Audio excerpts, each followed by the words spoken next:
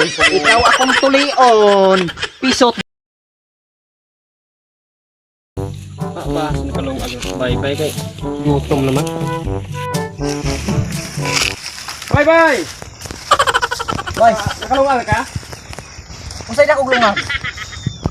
Nakalungan na ba ka? Unsay dakog lungag? Unsay pagtuloy mo na akong ilong dakog lungag? Sa alam man ang paruwa ganang sulti nimo diya. Ingon ko, nakalungag na ba ka? Unsay baka? Ganiha lungag. Karon abot na puka ng baka. Sa alam ko nang paruwa ng imong istorya diya. Tarong jud ang imong istorya. Pakabungulan nimo. Unsay bakol? Kaniha lungag.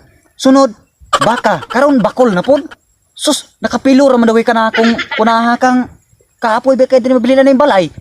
Gutom na kayo na kuntiyan. Sige kag binungol. Unsay dungol? Ngan na po kunin mo dungol? Human sa bakol dungol na pod. Kaya sobrang bahaw diya. Gutom na kayo kuntiyan. Unsay baho? Ano nabot ng buka ng baho? Sahalan man ang nganlan naman tani mo baho. Baho naman po nimo itawag nako. Sahalan na.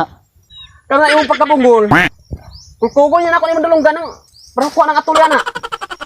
Unsay way tuli? Ay! Unsa naman ang nganlan naman tag way tuli? Sus, kabalo ka gamay pa ko gituli nako. Uy, ang karon nganlan na po kunin mo way tuli. Anak ko, kulkugon pa ka ni ba? O ka ni, kulkugon, koro atuli. Way tuli. Pinuha na ginay mo ang istorya gyud. Pakabungula jud nimo. Para mawala na imong pagkabungol, puspusan mo nung tikaron. Unsay puson? Pusaon ko nimo? Gigamayan na jud ka nako kay mura kong pusaon. Pilor man gay kang tawhana kang yano-yanuhon mo naman tanimo.